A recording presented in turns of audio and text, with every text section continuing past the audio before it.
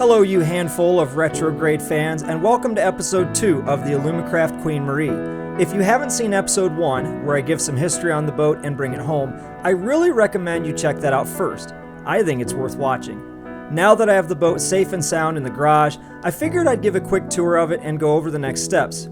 Yeah, that's this episode. As you can see, the boat's behind me in the garage. It's been here, I don't know, about a week or so. Maybe I'll just go and do a tour of the boat here. You can see this boat still in really intact condition. Apparently my grandfather drove it full bore into a rock reef years ago while chasing a moose, but it still floats. I love this stuff. The original Alumacraft decals, those have never been replaced. Those are the originals. This has two 1974 Johnson 50 horsepower loop charged outboards on it. It was originally built with two 1957 35 horse Johnson outboards, and those would have had the red and white color scheme shown here. These are 1957 color schemes, except they would have been 35s. This motor actually came from the cabin in Canada that this boat was at also. I'm not sure what my great-grandfather had it on, but probably another Alumacraft, maybe a deep sea or something, because it is a long shaft motor. But three options as I see it. It's keep these engines behind me. It's put the boat back to the 1957 Johnson 35s, which serves two purposes. One, it's what it was originally built with. It's what the old 8mm film show it with, which would be really cool. Two, it's period correct. And three, the 1957 Johnson outboards, the red and white color scheme, is my favorite year of OMC stuff, my favorite configuration. And as you can see, I'm making a little collection here, and the only motors I'm missing, with the exception of the gold and white and chrome trimmed Javelin, is a 10 horse and a 35. So if I manage to get a 35 horse or put twin 35s, that would also help me complete my collection. The other option I have is mounting twin Super Seahorse 50s, because I have a couple of those, but I don't know. These are a bit heavy for the boat. In the trailer, I think two Super Seahorse 50s are going to be a little bit heavy. And from what I've heard, they're very thirsty. Running one is one thing, but two of them, I don't know if I could afford the gas. I will not sell these motors even if I pull them off the boat, because they are absolutely gorgeous. I'm not a fan of 1970s OMC stuff and up as much, just in terms of character and look, but you know, this is actually, these are actually starting to grow on me a bit. Pretty much the only wear and tear these have on them is really on the sides from where the trolling motor, we used a trolling motor there, like a 10 horse, and when we fished, I think my dad would hit the trolling motor into the sides of these so it gouged those decals up. I need to try to find some way to doctor that up a bit, because otherwise these motors look, they look really, really nice. They've been stored inside their entire life and used for a whopping, probably 2 weeks to a month out of the year. So one thing that's nice is the power tilt is obviously nice. That's something I would lose putting older engines on this boat, and that is a nice feature to have, the power tilt. There's the other decal there. The trailer, this was hand built by my great-grandfather. From what I understand, he used, I think, basically scabbed it together from 1950s car parts. I think the hubs are off of a 1956 Cadillac. You see the nice beat up Buick hubcaps here. Leaf springs, I'm not sure. It's a solid trailer. It looks rusty, but the thing is built like a tank. Why he covered it, I'm not sure. Two things. I think he probably covered it to keep it from getting chipped up back on the stone dirt roads in the 60s when he towed this thing a couple times to Canada before he left it up there. And then I think based on the amount of tie-down points, he probably also wanted to use this trailer as a utility trailer to haul supplies up there as well for the cabin. So He built this thing from scratch. And while it looks ugly, and I never thought of it much back in the day as opposed to, you know, like a teeny or a gator or a horse claw, it's growing on me, and it's really cool. It does have brakes in there. They're not hooked up. I can show the lines in the front.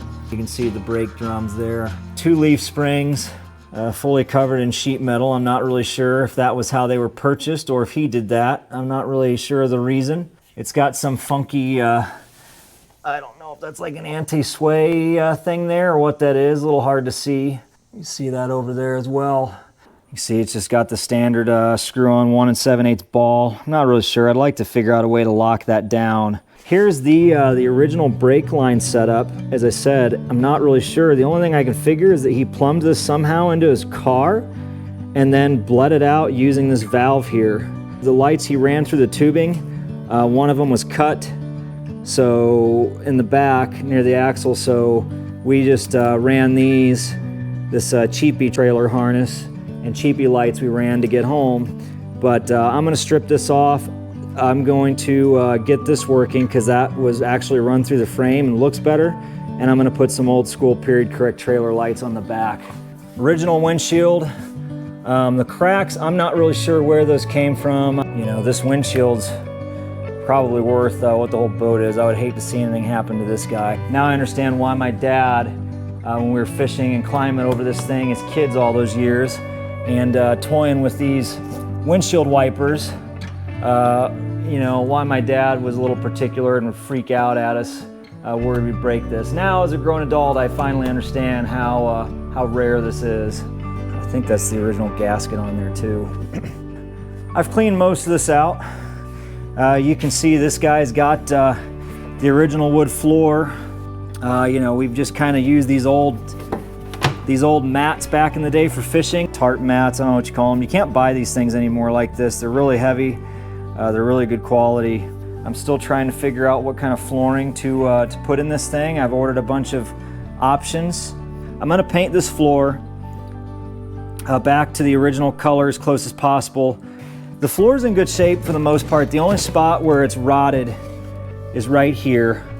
And you can see that's soft, and that's where this battery box was sitting for years. And you can see it was made by Lafayette Battery Company in a Lafayette Supply Company in West Lafayette, Ohio.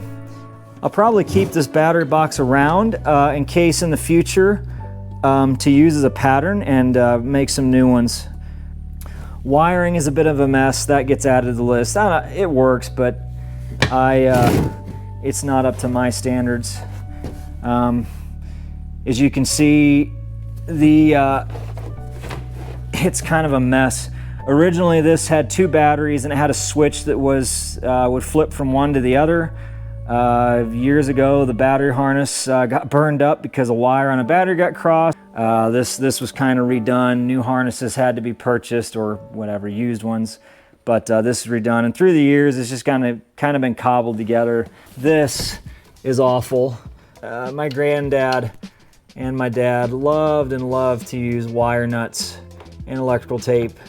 I'm gonna do away with some of that and get stuff a little more kosher. This, interestingly enough, I think goes to the tack. And last time we had this boat out, this kept shocking my dad in the hand. He kept holding his arm up. I thought he was having a heart attack. But I think this wire kept coming down and shocking him. So I need to get that fixed before it does the same thing to me. So I may just go ahead and redo the wiring, which, you know, as you can see, I'm not sure. Yeah, this is not my speed, not my style. When I said cobbled mess, it looks like we have some labels there. We've got some masking tape labels, but when I said cobbled mess, I meant it. So I'm gonna definitely redo probably all of that. I'll probably just strip all the wiring out of this boat, every bit of it, and redo it to my liking. These are really cool. You can see this has, this has the big old aqueduct transom. You could really have waves come over in the back of this boat, and this would catch it instead of flooding your floor, and then the water runs back out. You can see actually that's where the bilge pump just pumps the water to, is into the aqueduct section there. This is the original transom wood. You can tell it's seen its use. At some point, I'm probably gonna have to replace that. It's even cool. It's got the still got the original Aqueduct Transom sticker there. It's got 2 transom boards on these, but this top one's cracked. It's not something that needs done right away, but definitely something to add to the list of things to do. This, you can see this transom support's cracked. It's funny, I actually have a new one of those. At some point, I guess my grandfather or great-grandfather ran these rods through to try to give that some extra support. Steering cable system, that's nice and loose. I bet no one ever adjusted that over the years. You know, you can see how loose all this is. You can see how loose this motor turns while the other one doesn't. So that's all gonna need adjusted, but not a big deal. It's funny to see all, oh. Yeah, we're gonna move forward. So you may notice the spare tires in the front of this boat. The reason for that is because without those in the front of the boat, this trailer has negative tongue weight. I have a motorcycle jack under the back side there that's supposed to be catching this when I go to the back side, but I guess I didn't check that. So I'm gonna stay off the back a little bit, because otherwise, if you get in the back of this thing, the motors will go straight down and just smack the concrete. So something I always got to keep in mind with this thing. I'm not really sure how I'm going to fix that either. These are the original fuel boxes. My great-grandfather, apparently, according to my aunt, she remembers him building the trailer and making these. Lid comes off. The lid's seen better days, but the box is still in good shape. Twin cans on each side, and I love this stuff. Still in good condition, still with the original patina, original decals. I love that. Not faded, not rusted, not gas all over them. These are the originals. These have never been replaced. Even the valves are still pliable. I did buy a set of brand new ones right here from a local supply store. These were actually like $75 a piece. You know, I won't tell my wife that. I don't think they look as good. You know, they've got lettering on the hose. They just look generic. But you know what? At the end of the day, I don't know. This boat needs to be reliable. It needs to run. So I'm gonna have to put these guys on. I don't think I'll throw these out. I may just hang them up somewhere in the spare parts. These look so much better than the new replacement stuff they've sold, but unfortunately they're gonna have to go. These tops have seen better days. I think what I would like to do is just maybe even upholster these. In that case, I'll just finish it to keep it from rotting and use this as an upholstery base button, you know, make a cushion that basically buttons the top of this thing. Originally, this is really cool.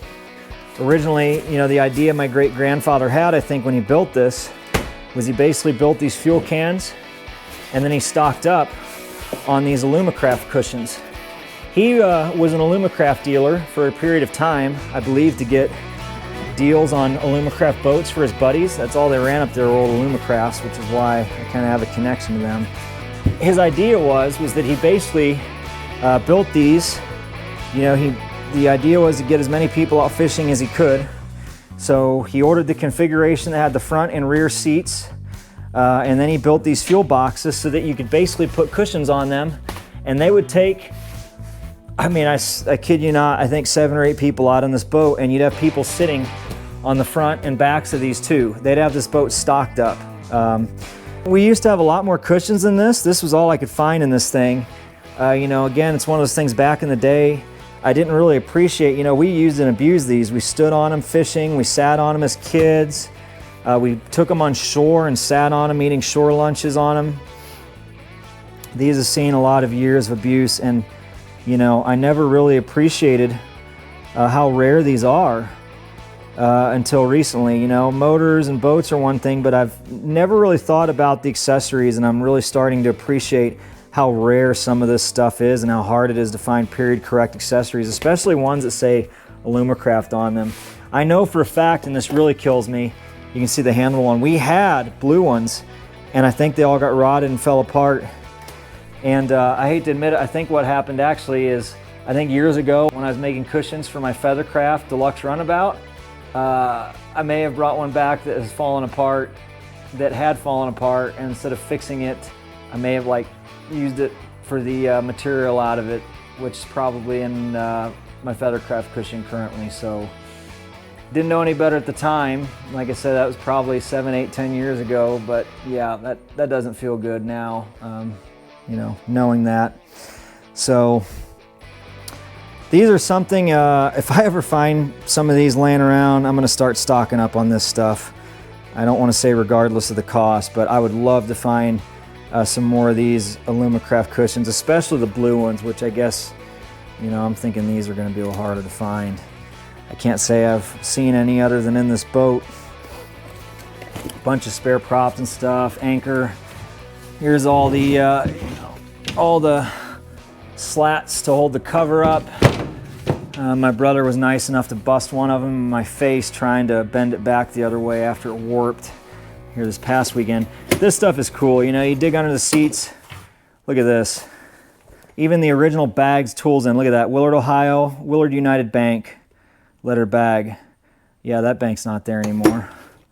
Some old school wrenches. This will probably stay in. Oh yeah, there we go. That's not original to these 50s. This was probably for the 35 horses, considering that's a whole stack of shear pins in the bottom of that. This is my speed here.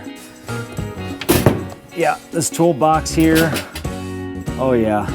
This looks like stuff more suited to the 50s.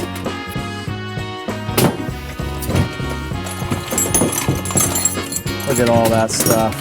This was definitely my dad's. I remember my dad eating these things, I think, in the 90s. Do they even make tins for mints anymore? These things, these fish rod holders, I'm sure my great-granddad made these up, brazed them together out of brass rod. I'll keep them, but I'm probably gonna remove them. I'm not, you know, this isn't just gonna be a fishing boat. It's gonna be a family boat, and you know, I know these things, these are a little stabby for kids walking around. I'm thinking this Alumacraft is actually the deluxe Queen Merrie because it has these front to back facing seats. The deluxe model could have been ordered with a fiberglass hard top. I've never seen one of those, but normal ones would have had seats that were kind of built in. They're aluminum ones built into the hull and just forward facing with storage on the back. These had front and rear facing, so you could seat 4 passengers in a minimum there. These look like they've been redone at some point. I'm guessing my grandma and grandpa did that, but this is the original vinyl. It's seen better days, but you know what? I mean, it's worn, but actually it's still pliable. Maybe someday I'll redo it, but I don't know. I might just try to clean it up, put some protectant on it. This has got these nifty little cam locks. I'm gonna have to redo that because, again, you can see how that's all worn out. But you can see the storage. Oh yeah. Made in Newcastle, Pennsylvania. Safeway. Bet that's probably from the 70s or 80s or 90s. Standard fare. What's this? Oh, I think it's a soap dish. You know, before you had hand sanitizer and you actually had to wash your hands in the lake with soap, with hand soap. I think that's probably, look at that. What's in here? It's in a brown paper bag. Huh. Must be like a quick clot or something, I guess. Quick clot patch? In case someone has like a massive wound, I don't know. Interesting. Dayton fire extinguisher. Oh yeah, look at that. Still good. Fantastic. Here's where the goodies are, look at that. Original Alumacraft cable pulley steering system. Got the nice Power Shift 2 controls. They're certainly squeaky. They definitely need some work. This one is all kinds of rattly. I think it works, but not exactly ideal. And it needs a button underneath, which I already have. I found a new old stock one. So, one more thing to add to the list, go through these. Here's where you could basically check the generator and check each battery. Remember that from back in the day. Obviously got our nice power tilt units. These will be handy. That's gonna make it hard for me to get rid of these loopers, these loop charged engines. And then we've got our nice air guide gauges. Last I checked, all these worked. Now this is cool. I've pretty much cleaned out the front. And I don't know if you can see, there is all kinds of room up there. You can see the foam underneath the front, I guess for flotation. I'm gonna need to wire up the bow light, it looks like. But there is so much room underneath this. You know, in fact, I remember my brother and I used to sleep under here when we were young. So a ton of storage space, which is really handy. We've got the original stern light. This is really neat. It has some holes where moths have eaten through it, but this is the original top. The original top to this boat, which is really, really cool. You know, and if I ever have to get one made, it's very handy to have something like this to copy and pattern from. And in my experience, it's hard to find stuff like this anymore. You know, so you have a bimini top made for an old boat and it just looks cheap and generic. You know, where this thing is actually the factory Alumacraft top this boat was made with, which brings me to this. This will fully enclose in, and here's all the original bag with the accessories to it. They're not dry cracked, they're dirty, but they're not dry cracked. The original windshields, the side shields, the original, there's the back. And yeah, for those of you who think that this was just an old period correct aftermarket part, no siree. It's original branded Alumacraft. Super, super cool. I'm not sure if these are, we had to tie them up so they wouldn't move while going down the road and fly around, but yeah, the original, these have been on there as long as I can remember, these windshield wipers. Pretty neat stuff. This boat is gonna need a lot more work than I gave it credit for. You know, you kind of always remember it being a gem and you forget all the neglect it's had, but this is the stuff that I value, that you just can't find this stuff anywhere. Well guys, that's it for this episode. And speaking of stuff you just can't find everywhere, in the next episode I'll dig through some of the treasure that came out of the boat and back with it, and the things I've already been foolishly buying for it so far. I'll start working on things that don't really matter, and maybe try starting those twin Johnsons up. It'll be a big episode, so I'm not sure if I'll have enough time. Either way, stay tuned if you want to see more.